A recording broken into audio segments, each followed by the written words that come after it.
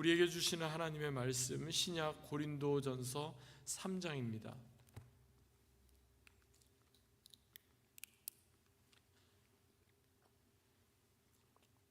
고린도전서 3장 10절부터 11절까지의 말씀 우리 한 절씩 나누어서 읽고 마지막 11절 말씀은 다 같이 합독하겠습니다. 하나님의 말씀입니다. 내게 주신 하나님의 은혜를 따라 내가 지혜로운 건축자와 같이 터를 닦아두매 다른 이가 그 위에 세우나 그러나 각각 어떻게 그 위에 세울까를 조심할지니라. 이 닦아둔 것 외에 능히 다른 터를 닦아둘 자가 없으니 이 터는 곧 예수 그리스도라. 만일 누구든지 금이나 은이나 보석이나 나무나 풀이나 집으로 이 터 위에 세우면 각 사람의 공적이 나타날 터인데 그 날이 공적을 밝히리니 이는 불로 나타내고 그 불이 각 사람의 공적이 어떠한 것을 시험할 것임이라.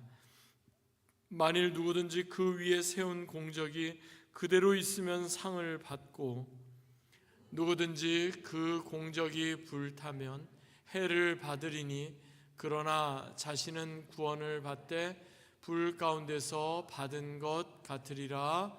아멘. 이는 우리에게 주시는 하나님의 말씀입니다. 주님 감사합니다. 본문을 중심으로 이 터는 곧 예수 그리스도라, 이 터는 곧 예수 그리스도라는 제목으로 함께 하나님 말씀 나누겠습니다. 그리스도인이라면 한 번쯤은 성경의 배경이 되는 팔레스타인, 이스라엘 그리고 소아시아를 이렇게 방문하고 싶은 그런 마음이 있습니다. 좀 더 하나님의 말씀을 구체적으로 이해하고 그곳에서 현장감 있게 하나님의 말씀을 체험하기 위해서입니다. 그런데 제가 예전에 이스라엘에 있을 때 보면요, 성지 순례를 이렇게 오시는 분들 가운데 크게 두 부류로 이렇게 구분이 되더라고요. 첫 번째 부류는 어느 곳을 방문해도 그저 은혜와 감격으로 눈물을 흘리는 분들, 소위 은혜파에 해당하는 분들이고요. 또 다른 부류는 아니 이 정도밖에 안 되나, 뭐 이거 별거 아니네 이러면서 노골적으로 어떤 실망감을 표현하는 의심파, 현실파에 해당하는 분들이 있습니다. 대표적인 예가 이제 요단강입니다. 우리 요단강 하면은 이제 한강이나 우리 여기 내슈빌에 있는 컴벌랜드 리버 정도 이렇게 큰 강 생각할 수도 있는데 사실은 요단강은 그렇게 크지 않습니다. 물론 성경시대 요단강은 오늘날과는 좀 다를 수 있는데 강폭이 한 25m 정도밖에 안 됩니다. 그러니까 리버라고 얘기하기보다는 그냥 어떤 크릭 정도로 이렇게 생각할 수 있는 작은 강이죠. 그뿐만이 아닙니다. 잔뜩 기대하고 방문했던 곳 보면 대부분 기념교회나 어떤 돌 무더기 또는 폐허로 변한 돌 기둥 몇 개만 이렇게 세워져 있는 그런 경우도 많습니다. 하지만 이것은요, 우리에게 있어서 매우 중요한 메시지를 전해줍니다. 성경의 현장에 유적에서 발견되는 돌 무더기, 돌 기둥 몇 개 또는 웅덩이, 그런 것은요 단순한 어떤 폐허이거나 단순한 돌 무더기가 아니기 때문입니다. 사실 인간은 인류 역사를 통해서 보면 가인의 후예들로부터 해가지고 계속해서 끊임없이 무엇인가를 짓고 만들고 건축하고 세우려고 했습니다. 이에 반해서 하나님께서는 인간이 세우고자 했던 그 허망한 것들을 계속해서 하나씩 하나씩 허무셨던 것을 보게 됩니다. 그러니까 보이는 것이 부정될 때 보이지 않는 것을 제대로 볼 수가 있는 겁니다. 사도 바울이 고린도후서 4장에서 했던 말씀도 이와 비슷한 말씀인데요. 고린도후서 4장 18절에 보면 이런 말씀이 나옵니다. 우리의 돌아보는 것은 보이는 것이 아니요 보이지 않는 것이니 보이는 것은 잠깐이요 보이지 않는 것은 영원함이니라. 우리가 지금 눈으로 보는 것 가운데 영원한 것은 아무것도 없습니다. 그런데 영원한 것은요, 우리 눈으로 볼 수가 없습니다. 우리의 감각으로, 우리의 오감으로 이렇게 우리가 느껴지기 때문에 이것이 영원히 있는 것이 결코 아닌 겁니다. 우리의 눈에 보이는 모든 것은 다 변하게 되고요, 다 사라지게 될 뿐입니다. 그래서 보이는 것은 잠깐이요 보이지 않는 것은 영원하다, 이렇게 말씀한 겁니다. 여러분, 기도할 때 우리가 왜 두 눈을 감습니까? 습관적으로 기도할 때 눈을 감아왔기 때문에 그런 걸까요? 아닙니다. 사실은 보이는 것에 집중하지 않고 보이지 않는 것에 집중하기 위해서 우리는 두 눈을 감는 것입니다. 물론 우리가 두 눈을 감는다고 해서 보이지 않는 것에 늘 집중하는 것은 아니죠. 두 눈을 감았지만 온갖 생각과 온갖 상념 때문에 제대로 우리가 기도에 집중하지 못하는 그런 경우도 있죠. 그럴 때마다 저는 기도합니다. 하나님 앞에 구합니다. 하나님, 저를 불쌍히 여겨주십시오. 하나님, 저를 긍휼히 여겨주십시오. 하나님, 오직 하나님만을 더 사모하고 오직 주의 말씀 더 기다립니다, 라고 말입니다. 여러분, 성령께서도요 우리의 연약함을 도우신다고 했습니다. 친히 우리가 빌 바를 알지 못하지만 성령께서 우리를 위해 대신 간구해 주신다고 로마서 8장 26절에 말씀했습니다.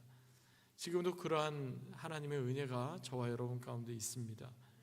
그래서 우리를 위해 간구하시는 그 하나님의 도우심, 성령님의 도우심을 우리는 간구해야 하겠습니다. 우리가 계속해서 살펴보고 있는 고린도전서, 특별히 고린도전서 3장의 말씀, 2장 말씀을 보면요, 계속해서 이렇게 전해주고 있는 내용이 있어요. 그것은 다른 것이 아니라 육신에 속한 자로 살거나 사람을 따라 행하는 자가 되거나 어린아이와 같은 초보적인 신앙에 머물지 말아라 하는 겁니다. 일명 사랑장으로 알려진 고린도전서 13장의 말씀을 보더라도요, 사도 바울이 이렇게 말씀하죠. 13장 11절 보면, 내가 어렸을 때는 말하는 것이 어린아이와 같고 깨닫는 것이 어린아이와 같고 생각하는 것이 어린아이와 같다가 장성한 사람이 되어서는 어린아이의 일을 버렸노라. 장성한 사람이 되었는데도 아직까지 어린아이의 일을 하고 있다면 뭐라고 생각할까요? 저 사람은 참 순수한 분이시구나 그럴까요? 저 사람은 아직까지 철이 없구나 이렇게 생각하지 않겠습니까? 아직까지 성숙하지 못하구나 이렇게 생각하지 않을까요? 미성숙한 모습이 무엇일까요? 한마디로 말해서 어린아이와 같은 모습이 미성숙한 모습이에요. 어린아이들은 다른 사람을 배려하는 법이 없습니다. 어린아이가 다른 어린아이를 배려해서 내가 가지고 있던 장난감, 내가 놀던 장난감 이제 너가 가지고 놀아라 그러면서 먼저 양보하는 그런 경우가 없죠. 어린아이는 그저 자기 것만 생각합니다. 자기의 것만 생각하고 모든 것을 자기 중심으로만 생각합니다. 옆에서 어떤 것이 있든 뭐든 상관없이 내가 좀 불편하면 계속해서 떼를 쓰고 울고 그렇게 하는 겁니다. 정도의 차이는 있지만 우리 안에서 보여주는 그런 외적인 모습, 우리 안에 숨겨진 내면의 모습, 그 가운데 우리가 여전히 어린아이의 모습, 아직까지 미성숙한 그런 모습이 있죠. 그런데 여러분, 아무리 우리가 그것을 계속해서 꼭꼭 감추고 숨기려고 해도 결국에는 그것이 다 드러날 수밖에 없다는 겁니다. 그리고 결국에는 우리가 무엇을 하려고 할 때 항상 그것이 우리의 발목을 잡는 경우가 있습니다. 가령 이제 생각해 보십시오. 만약에 여러분 이제 이미 성인이 되셨는데 어렸을 때 입었던 아동복을 입고 다닌다고 생각해 보세요. 뭐 팔이 들어가지도 않고 제대로 옷을 입을 수도 없겠지만 만약에 어떻게 우격다짐으로 그걸 옷을 입었다고 생각을 해보면 얼마나 불편하겠습니까? 팔 하나 움직일 때, 다리 하나 움직일 때 뭐 제대로 움직이지도 못하고 얼마나 불편하겠어요. 옷을 입었지만 제대로 자유롭게 몸을 움직일 수가 없지 않겠습니까? 결국에 우리에게 있어서 필요한 것은요, 우리의 지금 그 삶에 또 우리의 영적인 수준에 걸맞는 그러한 옷을 입는 모습일 겁니다. 그러면서 성령께서 사도 바울을 통해 우리에게 전해주는 메시지가 있어요. 영적으로 성장한 사람, 성숙한 사람의 모습이 뭔가 이렇게 말씀하는데, 한마디로 하나님의 온전하신 뜻을 분별하고 주님의 거룩하심을 닮아가고 그리고 계속해서 하나님을 알게 된다는 겁니다. 올해 2025년 우리 교회 표 뭐였죠? 그분의 장성한 분량에까지 자라나가는 거잖아요. Growing up unto Him, 영어로 그렇게 되어 있는데, 그 에베소서 4장 말씀 보면 이는 성도를 온전케 하여 봉사일을 하게 하며 그리스도의 몸을 세우려 하심이라. 우리가 다 하나님의 아들을 믿는 것과 아는 일에 하나가 되어 온전한 사람을 이루어 그리스도의 장성한 분량이 충만한 데까지 이른다, 이렇게 말씀했죠. 그리스도의 장성한 분량이 충만한 데까지 이르는 것, 그게 어떻게 가능할까? 사도 바울은 다르게 이야기하지 않습니다. 하나님의 아들을 믿는 것과 아는 것이 하나가 되면, 즉 믿음과 삶이 하나가 되면 비로소 장성한 분량에 충만한 데까지 이르는 온전한 사람이 될 수 있다, 이렇게 말합니다.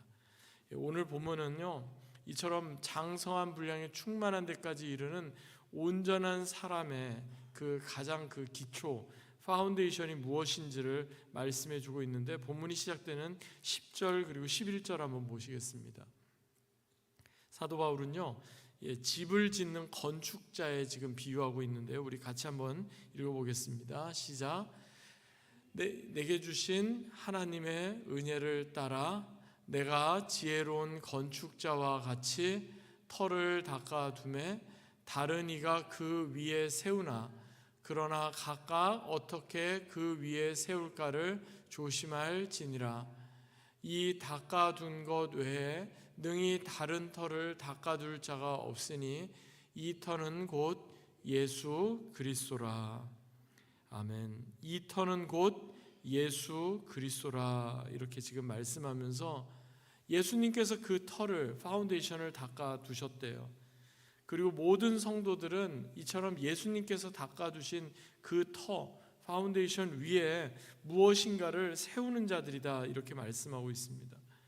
그런데 이렇게 세워진 공력, 힘들여서 이루어진 그 업적이 지금 당장 눈에 보이는 것으로 드러날 것이 아니라 장차 그 날에, 심판의 날에 빛 가운데 드러나게 된다 하면서 지금 사도 바울이 공력 테스트 이야기를 하고 있어요. 불로 연단하는 심판을 하게 되는데, 그때 그 공력이 그대로 남아있으면 상을 받지만 그러지 못하면 상급을 받지 못한다. 여러분, 이 말씀 이해가 되십니까? 왜 갑자기 심판의 날 하나님께서 불로 우리의 어떤 쌓아둔 것들을 다 판결하시고 그 가운데 공력이 남아있는 경우에만 상급을 주시겠다, 이렇게 말씀하는 걸까요? 이 말씀을 우리는 마지막 때 비유 말씀과도 연관져서 생각해 볼 수가 있는데, 마태복음 25장에 보면 달란트의 비유가 나오죠. 5달란트, 2달란트 그리고 1달란트 받았던 종의 비유. 그리고 마태복음 3장, 누가복음 3장에 보면 알곡과 가라지의 비유가 이렇게 나옵니다. 그런데 달란트의 비유나 알곡과 가라지의 비유나 오늘 본문에 나오는 불로 그 공력을 테스트하겠다고 말씀하신 이 내용에 이르기까지 공통점이 있어요. 그거는 마지막 심판의 날까지, 주인이 오는 그때까지 이것이 계속해서 유보되고 있다가 결국 때가 되면은 그 모든 것이 밝히 드러나게 되는데, 그 가운데는 두 부류의 사람이 있다는 겁니다. 주님으로부터 칭찬을 받는 부류의 사람이 있는가 하면 또한 책망을 받는 부류의 사람이 있다는 겁니다. 창고 안으로 이렇게 드리는 알곡이 있는가 하면 불에 태워져 없어질 가라지가 있다는 겁니다. 심판의 때에 상급을 받는 자가 있는가 하면 해를 받는 자가 있다, 이렇게 말씀하고 있습니다. 이것은 성경을 통해 지속적으로 말씀해 주는 마지막 때, 심판의 때의 모습입니다. 우리는 우리 자신을 스스로 알곡이라고 생각하고 충성된 자라고 생각하고 내가 이렇게 수고했으니까 장차 많은 상급을 받을 거다, 이렇게 생각을 하지만 평가는 우리에게 있지 않습니다. 내가 무엇을 했습니다. 내가 주를 위해 이렇게 수고했습니다. 내가 주를 위해, 하나님의 나라를 위해 이렇게 헌신했습니다. 그 평가를 내가 내리는 것이 아니라 하나님께서 평가하신다 하는 사실입니다. 특이한 사실은요, 본문 12절 말씀 보면요, 여기에 특별하게 공력 테스트를 하는데 어떤 사람은 금으로, 은으로, 보석으로, 나무로, 풀로, 지프로 이렇게 각각 이렇게 자신들이 어떤 공력을 세운다 이렇게 말하잖아요. 근데 여러분 생각해 보세요. 재미있는 것은 금이나 은은 어떻게 됩니까? 불을 가하면 가할수록 그 가운데 불순물이 없어지고 더 견고해집니다. 반면에 나무나 풀이나 집은 어떻게 될까요? 불이 조금만 있어도 그냥 다 타들어가 버리고 흔적도 남지 않고 그냥 재로 사라질 수밖에 없다는 겁니다. 여러분, 지금 내가 뭔가를 쌓고 있는데 나무나 풀이나 집으로 뭔가를 쌓고 있다면 그것은 주님 앞에 섰을 때 부끄러운 일이 될 수밖에 없을 겁니다. 어렵지만 금이나 은이나 보석으로 예수 그리스도라는 그 견고한 터 위에 우리가 하나씩 하나씩 세워가는 그런 사람들이 되어야 할 것입니다. 그래야만 불로 연단하는 시험 가운데서도 우리는 더욱 견고하고 더욱 순수하게 주님 앞에 나아가게 될 겁니다. 그 유명한 욥기서 23장에 이런 말씀이 있죠. 나의 가는 길 오직 그가 아시나니 그가 나를 단련하신 후에 내가 정금같이 나아오리라. 금은요, 단련을 해야만 정금이 될 수 있습니다. 우리 안에 불순물은요, 오히려 불을 통해서 더 견고하게, 더 깨끗하게 될 수가 있는 겁니다. 사랑하는 여러분, 이 자리에 모인 우리 예수 그리스도의 거룩한 교회로 주님의 몸된 교회를 섬기는 거룩한 백성으로 우리는 이 자리에 모여 하나님을 예배하는 자들입니다. 이미 예수 그리스도께서 십자가와 부활로 인해 우리의 모든 신앙과 삶의 그 터를 잡아주셨습니다. 이제 예수 그리스도라는 그 터 위에 우리가 세워야 할 것이 무엇입니까? 불에 타서 없어질 것이 아니라 더 견고하게, 더 밝게, 더 정금과도 같이 주님 앞에 인정받는 그러한 모습이 되어야 하리라 믿습니다. 그리하여 오늘 본문 나오는 정말 지혜로운 건축자와 같이 하나님 앞에서 인정받고 주님 앞에서 정말 우리의 믿음 인정받는 저와 여러분 우리 모두가 되기를 주 예수 그리스도의 이름으로 간절히 축원합니다. 아멘. 주신 말씀 기억하며 잠시